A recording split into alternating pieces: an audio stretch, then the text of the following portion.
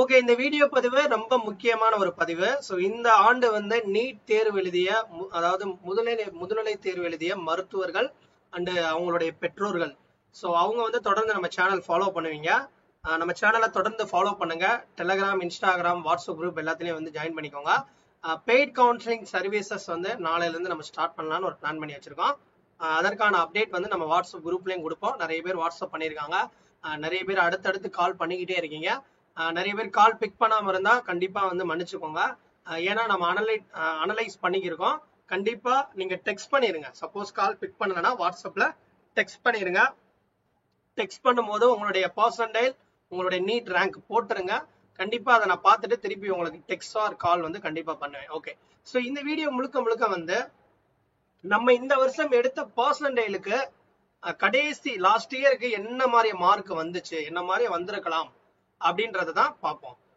நீங்க பாக்குறது NEET PG Tamil. நான் உங்கள் கார்த்திக். ஸோ நம்ம சேனல் வந்து தொடர்ந்து தமிழ்ல நீட் மருத்துவர்கள், அதாவது நீட் முதுநிலை மருத்துவ தேர்வு எழுத வரக்கூடிய அந்த டாக்டர்ஸ்க்கு தொடர்ந்து வந்து 7 ஆண்டா கவுன்சிலிங் கைடன்ஸ் வந்து கொடுத்துருக்கோம்.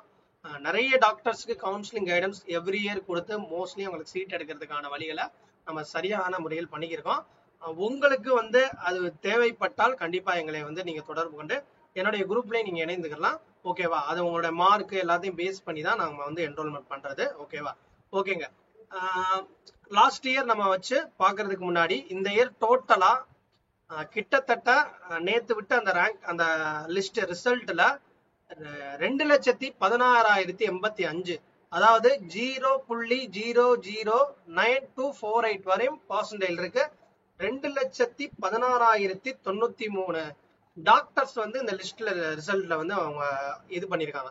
இதே இதை லாஸ்ட் இயர் கம்பேர் பண்ணும்போது, ஏன்னா லாஸ்ட் இயர் வந்து நீட்டோடைய அந்த ரிசல்ட்டை வந்து நேஷனல் போர்டு தான் வந்து டிக்ளேர் பண்ணுவாங்க.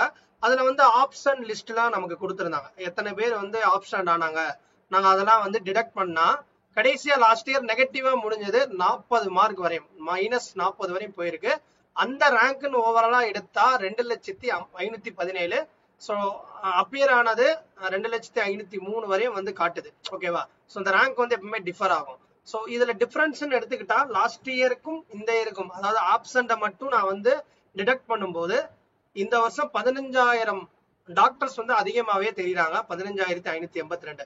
அப்ப வந்து 15,000 பேர் அதிகமானா நமக்கு வந்து அந்த கட் ஆஃப், அந்த கட் ஆஃப் பண்ற அந்த பர்சன்டைல் ரேங்க் ஷிஃப்டிங் வந்து நெகட்டிவா இருக்குமான்னு கேட்டா கண்டிப்பா கிடையாது. அதை வந்து நீங்க அப்படிலாம் வந்து திங்க் பண்ணிடாதீங்க. தயவுசெய்து வந்து லாஸ்ட் இயர் மார்க்கை வச்சு என்னைக்குமே வந்து தப்பா நீங்க கால்குலேட் பண்ணிடக்கூடாது. ஏன்னா இந்த இயற்கான அந்த நமக்கு சீட் மேட்ரிக்ஸ் வேணும். ஏன்னா இந்த வருஷம் சப்போஸ் நிறைய காலேஜஸ் வரலாம், நிறைய பிரான்ச்சஸ் வரலாம். அந்த சீட்ஸ் எல்லாம் உங்ககிட்ட டேட்டா இல்லாம நம்மளாம் வந்து ஒரு கன்க்ளூஷனுக்குள்ள வந்துடக்கூடாது. நம்ம முயற்சி பண்ணணும் கண்டிப்பா. ஏன்னா நமக்கு ஒரு ரவுண்டு பார்க்கும் போதுதான் அந்த ஷிஃப்டிங், ஏன்னா நம்ம ஹைலி பிரான்ச்சஸ் எது அதிகமா போயிருக்கு, எப்பவுமே மோஸ்ட்லி ரேடியோ, டேம், ஜெனரல் மெடிசன், பீடியாட்ரிக்ஸ், அப்புறம் respiratory medicine, so OG, so இந்த மாதிரி அடுத்தடுத்த சர்ஜரி, அதுக்கப்புறம் பாத்தீங்கன்னா நிறைய பிரான்ச்சஸ் அடுத்தடுத்து ஆர்த்தோ, ஸோ இந்த மாதிரி வந்து அடுக்கடுக்கா சொல்லலாம். அதுக்கப்புறம் வந்து இஎன்டி, ஆப்தல், ஸோ அதுக்கப்புறம் பேத்தாலஜிஸ்ட், நான் கிளினிக் நிறைய போகும். ஸோ ஒரு ரவுண்டு பார்க்காம நம்ம எந்த ஒரு கன்க்ளூஷனுக்குள்ள வரக்கூடாது. ஓகேவா? உங்க எலிஜிபிள் மார்க் இருக்கு. இப்ப இந்த ரவுண்டை பொறுத்தவரையும் கவுன்சிலிங் அட்டன் பண்ணக்கூடியவங்க நமக்கு வந்து மார்க் எலிஜிபிள் இருக்கு. ஓகே, நமக்கு வந்து ஒரு ஓபிசி கேட்டகரி 40% இருக்கு. அதே மாதிரியே ஒரு ஜெனரல் கேட்டகரி 50% இருக்கு. எஸ்சி எஸ்டி இருந்தாலும் ஒரு 40%, அது பிடபிள்யூ இருந்தா ஒரு 45% ஜெனரல்ல இருக்கு அப்படின்னா, ஸோ வெயிட் பண்ணுங்க. 30ஆம் தேதி நமக்கு வந்து அந்த ஸ்கோர் கார்டு வரும். ஸ்கோர் கார்டு போக வந்து அதுல ஸ்கோர் போடுவாங்களான்றது தெரியல. பட் அதெல்லாம் பார்த்துட்டு நம்ம பர்சன்டேஜ் ஆல் இந்தியா ரேங்க் மட்டும் இல்லாம கேட்டகரி ரேங்க்கும் சொல்லுவாங்க. அந்த கேட்டகரியை நம்ம பிரிக்கணும். ஸோ இதெல்லாம் இத்தனை வேலைகள் இருக்கு.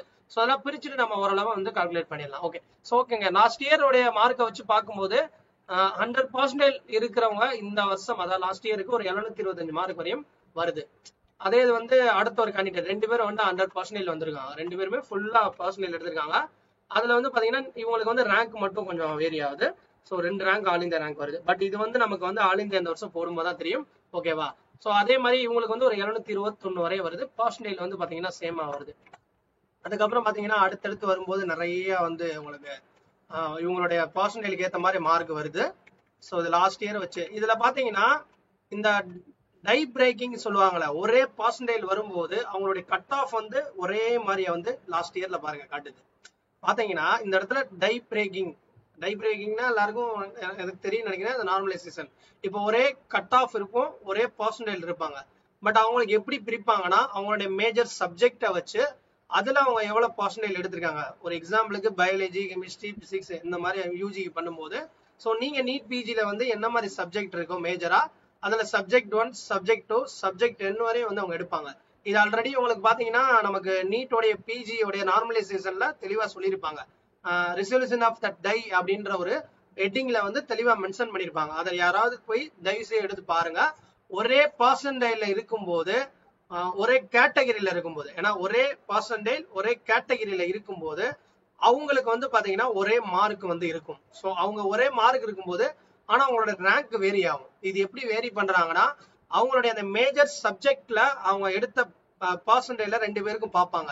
2 பேருக்கும் ஓகே ஈக்குவலா இருக்கு அப்படின்னா அடுத்து 2வது சப்ஜெக்ட், அதுக்கப்புறம் அடுத்த ஒரு சப்ஜெக்ட் பார்த்துட்டு 3 சப்ஜெக்ட் ஒரு கிரைட்டீரியா வச்சிருக்காங்க, செக் பண்ணி பாருங்க.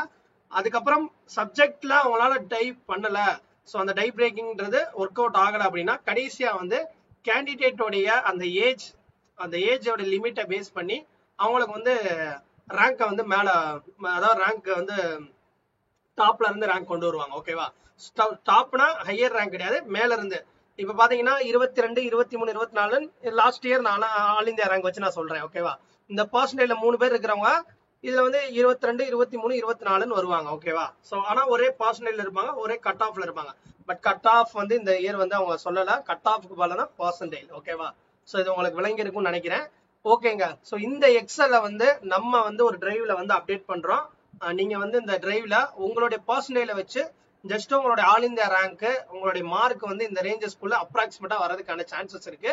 இது லாஸ்ட் இயரை வச்சு கம்பேர் பண்ணி நம்ம போட்டது. ஓகேவா, சோ இதுல வந்து நமக்கு இந்த 40% வரையும் எவ்வளவு பேர் இருக்காங்க அதையும் நம்ம பாத்துருவோம்.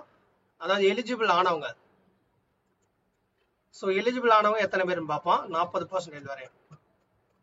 ஸோ 40% வந்து எவ்வளவு பேர் வராங்கன்னு பார்ப்போம். கொஞ்சம் வெயிட் பண்ணுங்க, நான் ஸ்க்ரால் பண்ணிக்கிறேன்.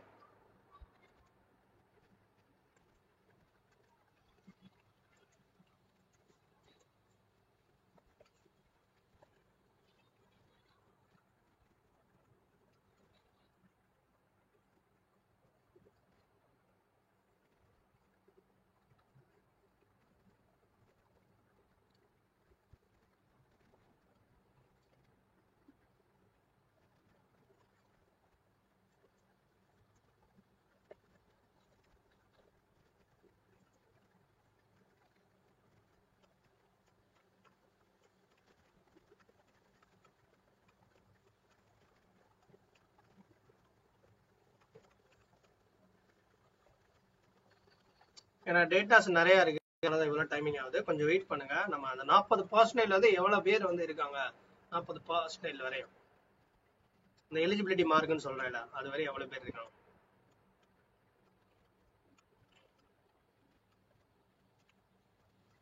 கொஞ்சம் நெருங்கிட்டோம், ஓரளவு நெருங்கி வந்துட்டோம்.